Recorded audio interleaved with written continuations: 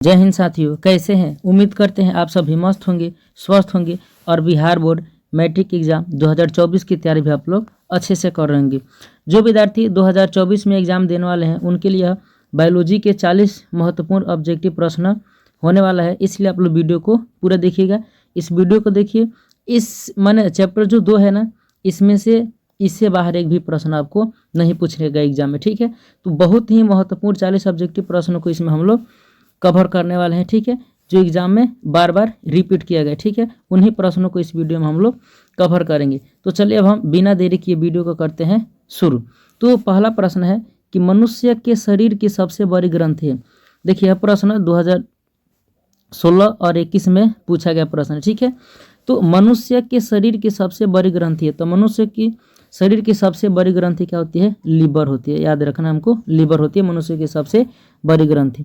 अब हम बढ़ते हैं अगले प्रश्न की ओर। अगला प्रश्न है ग्वाइटर, जिसको घेंघा बोलते हैं। तो जो घेंघा है वो किसके कारण पनपता है?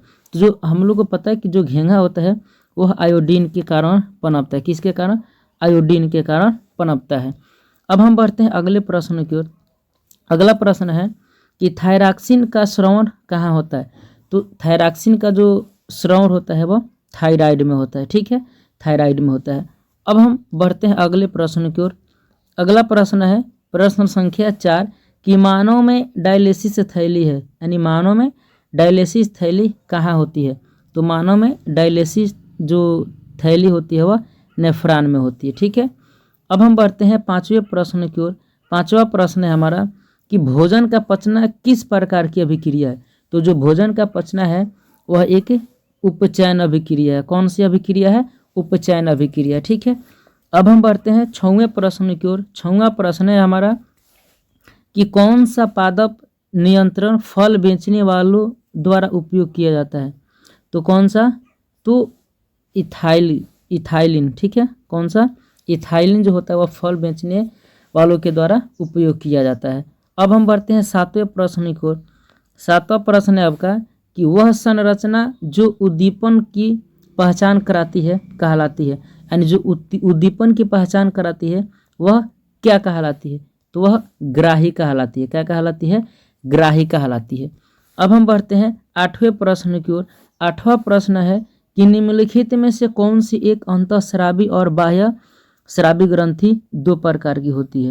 यानी जो अंतःस्रावी भी हो और बाहरी, इनमें से कौन सी है? तो जो अग्नाशय है वह अंतःस्रावी भी है और बाह्य स्रावी, दोनों प्रकार की ग्रंथियां होती है। अब हम बढ़ते हैं 9वें प्रश्न की ओर।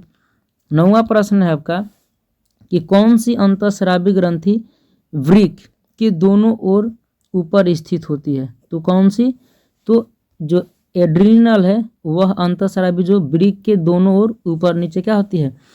दोनों ओर स्थित होती है, ठीक है। अब हम बढ़ते हैं 10वें प्रश्न की ओर। 10वां प्रश्न है कि जीवों में ध्वनि ग्रहण करने के लिए संवेदी अंग है। तो कौन सा है संवेदी अंग? श्रवण ग्राही है, ठीक है। ऑप्शन नंबर आपका क्या हो जाएगा? सी हो जाएगा। अब हम बढ़ते हैं 10वें प्रश्न की ओर। 10वां प्रश्न है आपका, हाँ 11वां प्रश्न आपका होगा, ठीक है। 11वां प्रश्न है कि वृक्क के ऊपर स्थित अंतःस्रावी ग्रंथि है। वृक्क के ऊपर कौन सी अंतःस्रावी ग्रंथियां होती है? कौन सी होती है? अधिवृक्क ग्रंथियां होती है, ठीक है, अधिवृक्क ग्रंथियां होती है। अब हम बढ़ते हैं 12 नंबर प्रश्न की ओर। जो 12 नंबर प्रश्न है, एड्रेनलिन हार्मोन स्रावित होता है। एड्रेनलिन हार्मोन जो होता है वह कहाँ से स्रावित होता है? ठीक है, तो यह जो होता है अधिवृक्क ग्रंथि से स्रावित होता है, ठीक है। अब हम बढ़ते हैं 13 नंबर प्रश्न की ओर। 13 नंबर प्रश्न है कि निम्न में से कौन सा अंग संवेदी ग्राही नहीं है? इनमें से कौन सा अंग जो है वह संवेदी ग्राही नहीं है? जो दिमाग है वह संवेदी ग्राही अंग नहीं है। अब हम बढ़ते हैं 14 नंबर प्रश्न की ओर। 14 नंबर प्रश्न है कि मेरुरज्जु निकलता है। मेरुरज्जु कहाँ से निकलता है? तो जो मेरुरज्जु होता है ना वह मेंडुला से निकलता है। कहाँ से? मेंडुला से निकलता है, ठीक है। अब हम बढ़ते हैं 15 नंबर प्रश्न की ओर। और 15 नंबर जो प्रश्न है कि निम्न में से कौन गैसीय अवस्था में पाया जाता है? यानी इनमें से कौन जो है गैसीय अवस्था में पाया जाता है? तो जो इथाइलिन है वह गैसीय अवस्था में पाया जाता है, ठीक है। अब हम बढ़ते हैं 16 नंबर प्रश्न की ओर, और 16 नंबर प्रश्न है कि निम्नलिखित में से कौन सा पादप हार्मोन है, इनमें से कौन सा पादप हार्मोन है। तो जो साइटोकाइनिन है वह क्या है, एक पादप हार्मोन है। ठीक है जी। अब हम बढ़ते हैं 17 प्रश्न की ओर। 17 नंबर जो प्रश्न है कि दो तंत्रिका, यहाँ पे बिंदी छूट गया है, दो तंत्रिका कोशिका के मध्य खाली स्थान को कहते हैं, अथवा दो न्यूरॉनों के संपर्क बिंदु को क्या कहते हैं। दोनों का आंसर सेम होगा, यानी दो न्यूरॉनों के संपर्क जो बिंदु होता है उसको हम लोग क्या कहते हैं, तो उसको हम लोग कहते हैं सिनेप्स कहते हैं। ठीक है, हम लोग क्या कहते हैं उसको, सिनेप्स या सिनेटिक दरार बोलते हैं। ठीक है। अब 18 नंबर प्रश्न है आपका कि मस्तिष्क उत्तरदायी है, जो मस्तिष्क है वह किसके लिए उत्तरदायी है। तो पता है सोचने के लिए, हृदय स्पंदन के लिए, शरीर का संतुलन बनाने के लिए, यानी यह जो सभी के लिए है वह मस्तिष्क क्या उत्तरदायी है। तो इसलिए हम लोग का ऑप्शन नंबर क्या जो उपयुक्त सभी हो जाएगा। ठीक है। अब हम बढ़ते हैं अगले प्रश्न की ओर। प्रश्न संख्या 29 है कि बहुकोशिकीय जीवों में निम्न में से किस प्रकार का समन्वय पाया जाता है, यानी बहुकोशिकीय जीवों में किस प्रकार का समन्वय पाया जाता है। तो किस प्रकार के, रासायनिक समन्वय और तंत्रिका, यानी दोनों प्रकार के हम लोग दोनों प्रकार के समन्वय पाया जाता है। ठीक है। अब हम बढ़ते हैं 20वें नंबर प्रश्न की ओर। 20वां नंबर जो प्रश्न है आपका कि तंत्रिका कोशिकाएं कितने प्रकार की होती है। तंत्रिका कोशिकाएं कितने प्रकार की होती है। जो तंत्रिका कोशिकाएं होती है वह 3 प्रकार की होती है। ठीक है। अब हम बढ़ते हैं 21वें नंबर प्रश्न की ओर। 21वां नंबर प्रश्न है प्रतिवर्ती चाप कहाँ बनते हैं। प्रतिवर्ती चाप कहाँ बनते हैं। तो जो प्रतिवर्ती चाप होता है वह मेरुरज्जु में बनता है। ठीक है, कहाँ बनता है, मेरुरज्जु में। अब हम बढ़ते हैं 22वें नंबर प्रश्न की ओर, और 22वां नंबर जो प्रश्न है कि शरीर की प्रधान नियंत्रक ग्रंथि किसे कहा जाता है। शरीर की प्रधान नियंत्रक ग्रंथि किसे कहा जाता है। तो किसे कहा जाता है, पीयूष ग्रंथि को कहा जाता है। ठीक है, याद रखना है, पीयूष ग्रंथि को कहा जाता है। अब बढ़ते हम 23वें प्रश्न की ओर, और 23वां नंबर प्रश्न है अंतःस्रावी ग्रंथियाँ होती है। जो अंतःस्रावी ग्रंथियाँ होती है वह कहाँ होती है। तो अंतःस्रावी ग्रंथियाँ होती है वह नलिका वाहिनी में होती है। ठीक है, नलिका वाहिनी। अब बढ़ते हैं 24 नंबर प्रश्न की ओर कि लैंगरहैंस की दीपिकाएँ पाई जाती है। लैंगरहैंस की दीपिकाएँ कहाँ पाई जाती है। तो कहाँ पाई जाती है, अग्नाशय में पाई जाती है। ठीक है, ऑप्शन नंबर आपका डी सही जवाब हो जाएगा। बढ़ते हैं 25 नंबर प्रश्न की ओर। देखिए प्रश्न 2022 में पूछा गया प्रश्न है कि निम्नलिखित में से किसे बर्थ हार्मोन कहा जाता है। इनमें से किसको बर्थ हार्मोन के नाम से जाना जाता है या बर्थ हार्मोन कहा जाता है। तो किसको कहा जाता है, तो ऑक्सीटोसिन को कहा जाता है। ठीक है, ऑक्सीटोसिन को बर्थ हार्मोन कहा जाता है। अब 26 नंबर प्रश्न देख सकते हैं, ये भी प्रश्न 2022 में पूछा गया प्रश्न है कि निम्न में से कौन पुरुष हार्मोन है। इनमें से कौन से जो है वह पुरुष हार्मोन है। तो टेस्टोस्टेरोन जो है वह क्या है, पुरुष हार्मोन या पुरुष में पाया जाता है। ठीक है। अब हम बढ़ते हैं 27वें नंबर प्रश्न की ओर, और 27वां नंबर प्रश्न है कि पत्तियां का मुरझाना किस पादप हार्मोन के कारण संभव होता है। यानी जो पौधे की जो पत्तियां होती है मुरझा जाती है तो वह किस हार्मोन के कारण होता है। तो किस हार्मोन के कारण होता है, तो वह जो होता है एबिसिक अम्ल, एबिसिक अम्ल के कारण पत्तियां जो होती है वह मुरझा जाती है। ठीक है।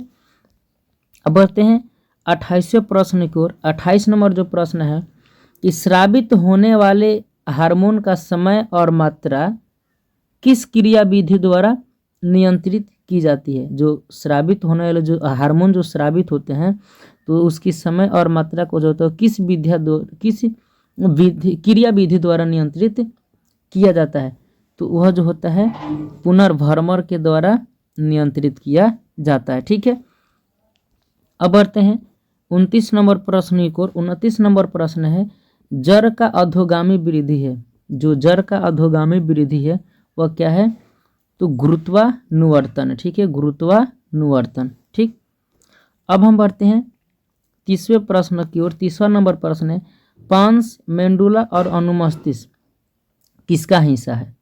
जो पांस और मेंडुला और अनुमस्तिष्क वह किसका हिस्सा है, तो वह जो एक है पश्च यानी बाहर पीछे की। ठीक है, पश्च मस्तिष्क का हिस्सा। ठीक है।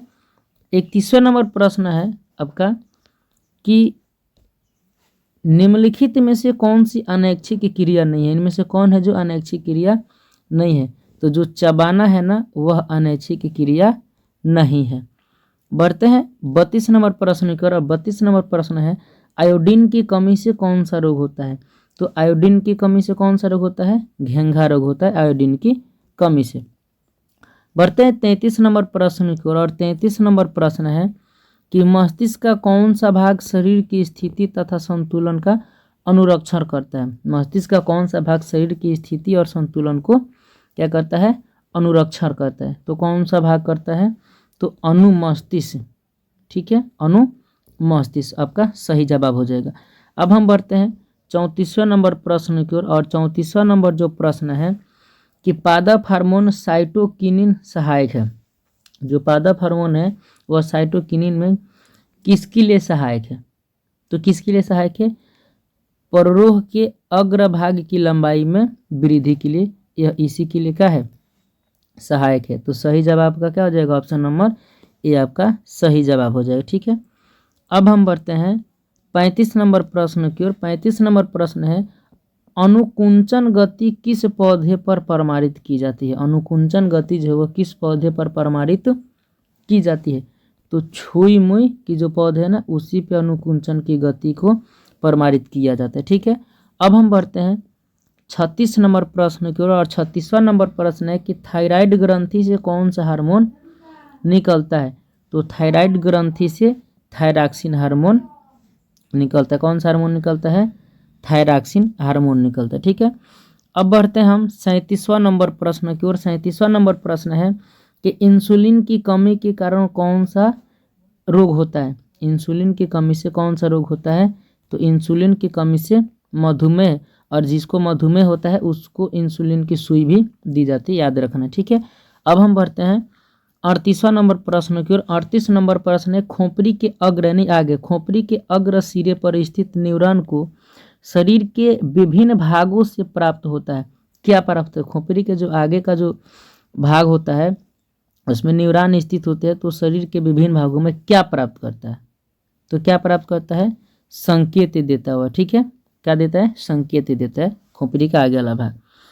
अब 39वां नंबर प्रश्न है कि ऑटो ग्रंथि को थायरॉक्सिन हार्मोन बनाने के लिए सहायक है।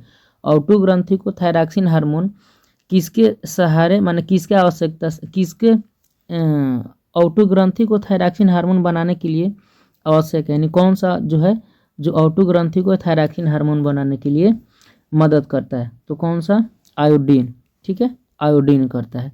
अब हम बढ़ते हैं 40वें और इसका आखिरी प्रश्न है कि लीडिंग कोशिकाएं कहाँ मिलती है?